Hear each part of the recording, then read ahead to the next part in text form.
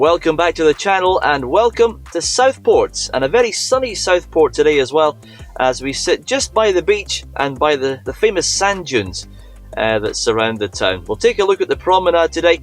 We'll take a drive down Lord Street, the main shopping area of Southport, very famous shopping street in the northwest as well, and we'll take a look at all the rest of the things happening around about the town, things of interest, and just give you an idea of what Southport is all about. So we're in the van, let's get going. We're starting just outside the Pontins Holiday Park on the outskirts of Southport, and anyone who's seen the reviews of this place online will know that it's best to check before you travel.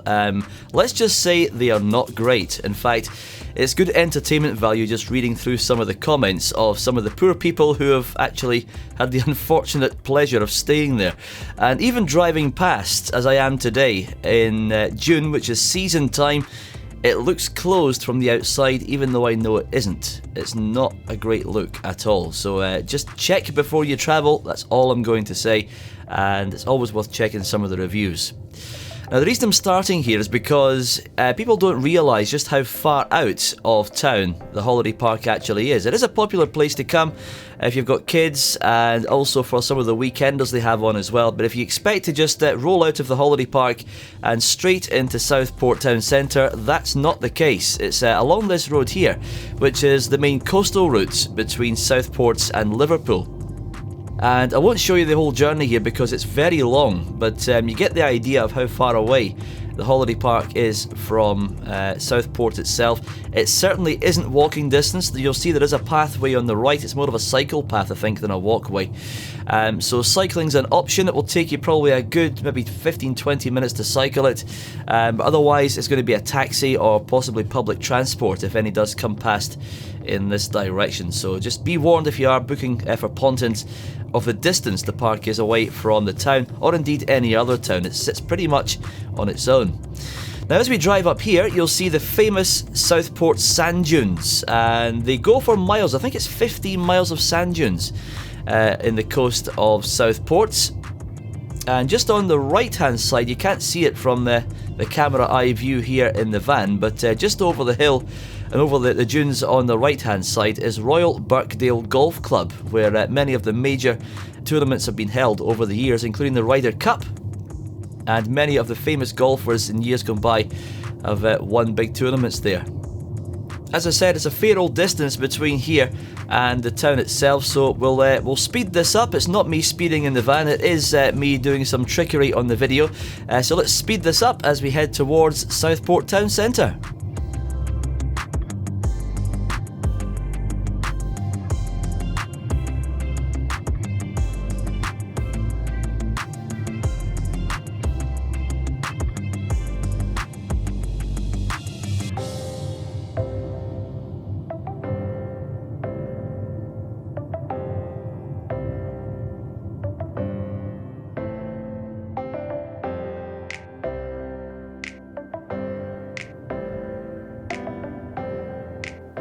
We're just heading into town now from the coastal side and from the Liverpool end of Southport in the south side, and you'll see it's a very leafy town. Nearly every street is tree lined and nearly every building is in red brick, which I think is great. It gives the town its own feel and its own sort of identity, I always think. So as we come down here, we're heading towards Lord Street, which is quite a famous shopping street in the northwest of England, and you'll see why when we arrive there. It's very unique, and in a good way, I think. It's never really changed much over many, many years, which I always think is a bit of a good thing from a nostalgia point of view. Again, just look at how many trees, shrubs, bushes there are all surrounding the streets, and masking some fairly large houses as well, which sit in behind just off the road here in Southport. It is a very affluent town, and you can certainly see why as you drive through some really, really big houses, which are still houses. They've not been split into flats or turned into care homes as they are in some places. They're all still private dwellings, and some of them are really quite impressive.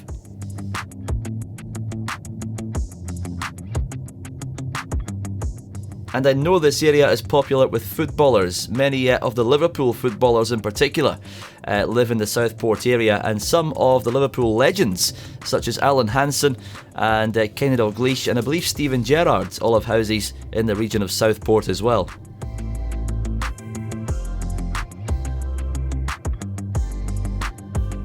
So just coming up to this roundabout here, and straight in front of us is the main shopping area of Southport. It's Lord Street, which is the main shopping thoroughfare, and as I said, it is very unique, and you'll see why just in a second or two, as you can see that every single shop has a canopy, an old Victorian iron canopy in front of it, and that is a characteristic of the town of Southport. You can see them better here with the side shot as we drive along all the shops here.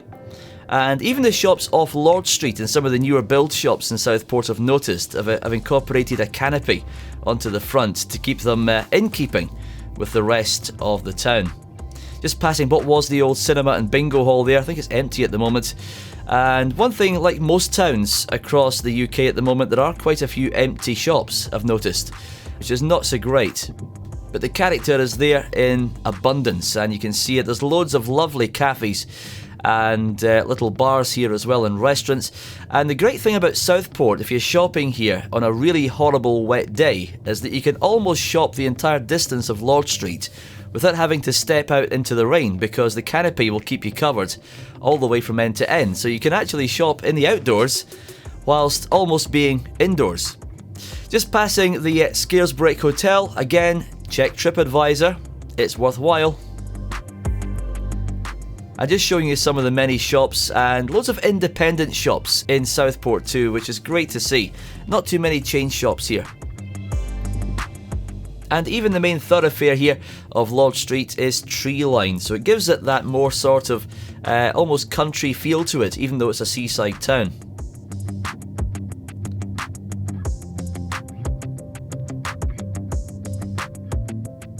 On the left it's shops, restaurants, bars and cafes all the way, and on the right some really impressive buildings, including the town cenotaph, and I think the town hall is also on that side as well. Some really impressive and Victorian style buildings on both sides of Lord Street.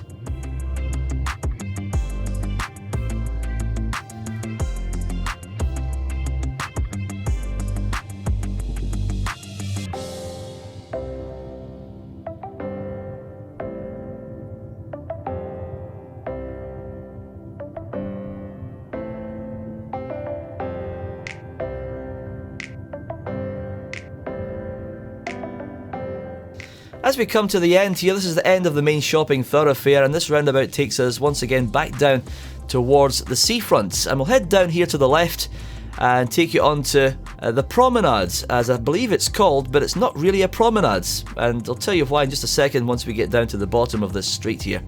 Because Southport has a very unique seaside setup in the fact that there's the sea, there's some land, there's a marine lake, and then there's more land.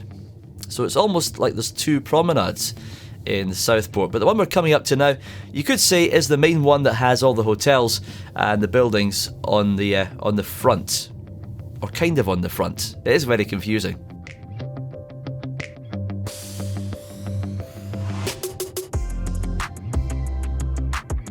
So we take a left here. You can see in front of us is Marine Lake, and you'll see across Marine Lake there is more land, and we'll head across there just in a few minutes, a bit later on this drive. But you can see coming towards us here some buildings you could associate with many seaside towns across the UK. 3-4 story buildings. I think many were hotels and guest houses back in the day. Some still are. Just coming round here and we'll see a bit better what's going on the left hand side. Just in front of us actually on the right is what used to be Southport Theatre and Convention Centre. It closed during the COVID years and since hasn't reopened, and not entirely sure what the future lies for that building, but it's a massive complex as you can see on the right. And only the second last major building just here on the right is still open. It's a hotel, but the theatre and conference centre before it, and this building on the end, which I think used to be a gym complex, or it looks like it was, is completely closed. And it's the two massive buildings on the front here in Southport, so hopefully they do have some kind of future. Meanwhile, on the left-hand side here, we have the Victoria Baths, and many seaside towns had these saltwater baths that were meant to have healing properties. And this one's still open for business here on the left-hand side. And just on the right, something if you're a regular in Blackpool you might recognise. It's Silcox Funland. And there's also a Silcox Funland on the promenade in Blackpool as well. We'll come back to that a bit later in the video. We'll head straight along here for now to see what's going on this side of the promenade here in Southport. Some really expensive flats, I think, there on the left-hand side. You can imagine how much some of these go for, given the fact they have both lake and sea views. Some hotels along here that look really nice and also really busy on this June afternoon as I'm driving along here in the sunshine.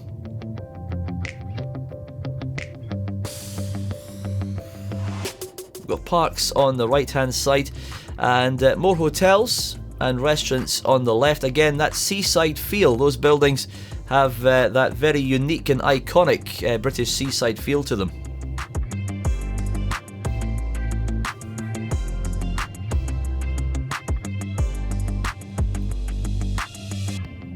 Coming towards the roundabout here, where you can take a left back up towards the town itself, or you can take a right down towards the seashore, which is where we'll be going now on this video. That's Morrison's supermarket just ahead there with the domed top.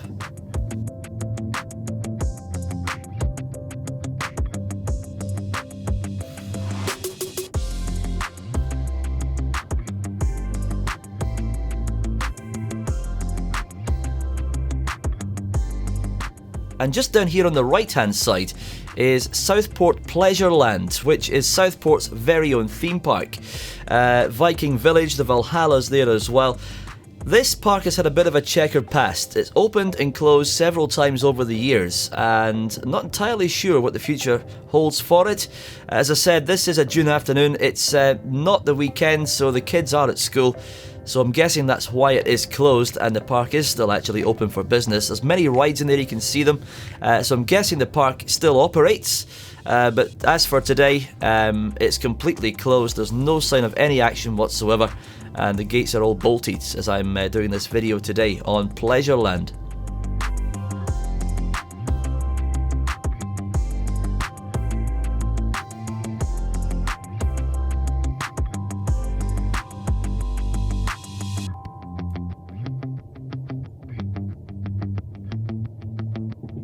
That exit on the left takes us back to Pontins where we started.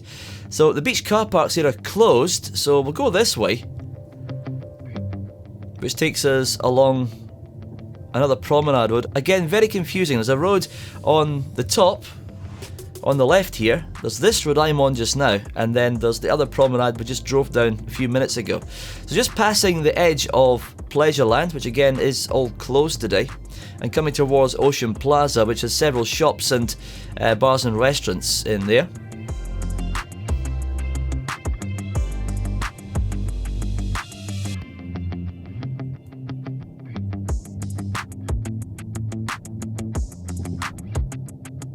So you can walk up on the promenade on the left hand side for some sea views, and we'll check that out a bit later. So we'll head along here for now, and just in front of us you'll see what looks like a bridge going across the road. This in fact isn't a bridge, it's Southport Pier, and again, sadly, it's closed and I believe unsafe at the moment. Every single entrance is boarded up and barricaded so you can't get onto it, and I believe it's also the third longest pier in the UK as well. So I certainly hope it does have a future and there are plans in place to restore it and get it back open again. I'm actually gutted that it's closed. I was hoping to walk along that at some point today. Anyway, driving along here, this is actually the Preston Road, so if we keep on going on this road far enough, we will end up in Preston. But you can see there just how long Southport Pier actually is, as it stretches out there into the Irish Sea. But as I said, closed all the way. You can't get on it at all at the moment. I believe it is closed because it's not safe at the moment. Now, if you walk along the promenade at this point and you look across the water, you can actually see Blackpool. And I did stop to take some pictures of this, and you can see quite clearly all the main attractions in Blackpool. You can see the tower, You can see the Big One roller coaster, and on a nice clear day you can get a good view of the headlands in Blackpool as well, just from this promenade section right here on Southport Beach.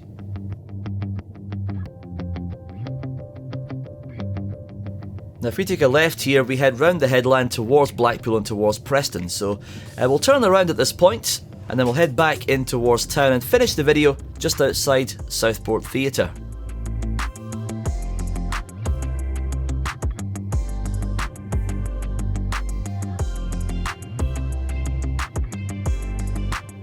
And again, as you turn round here, a great view of Southport Pier. I really hope there's plans to open this back up in the future.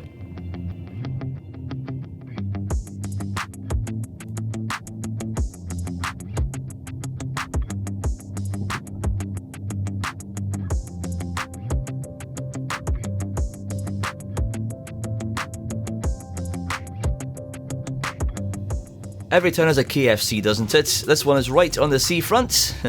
And just next door is a very popular pub. This pub has been busy all the time I've been here, and the beer garden outside, great place to sit in the sunshine and watch the world go by on the seashore at the Gelder Horse. Now we'll take a left here, and this is where we can show you where Southport has almost two promenades. It has the main one, which is on the seafront, and it has Marine Lake in between, which this bridge crosses over, and we'll show you that in just a second as we pass by McDonald's and Pizza Hut. Also on the right hand side you'll see some empty signs. That used to be Southport's miniature railway, which again sadly is all boarded up and overgrown, so that again is closed. Just next to the closed pier as well, so it's not looking too great actually, if I'm honest with you, in Southport as I'm filming this video. You can see the start of the pier just on the right hand side. With the light canopies completely closed. Okay, we'll cross over then Marine Lake, which is the stretch of water between the mainland and the seafront, and some great views both sides actually here, right up the lake across the whole of the town of Southport. Just coming up is this building I was telling you about earlier, again completely closed. I think this used to be some sort of gym and leisure centre here on the front, but as you can see, all closed, windows all fogged over so you can't see inside, and no sign of what it used to be or if it will ever open again. Again, the Victoria Bass just in front of us. As we turn back in towards the town centre once again, we'll finish the video just further up here, and you can see once again all these buildings on the left that we don't know the future of. If you liked this video, please do hit the like button, hit subscribe and tick the bell for notifications of future videos on the World Tour of Britain as we head around the UK and check out different towns, villages and seaside resorts. Thanks for your company, and we'll see you next time.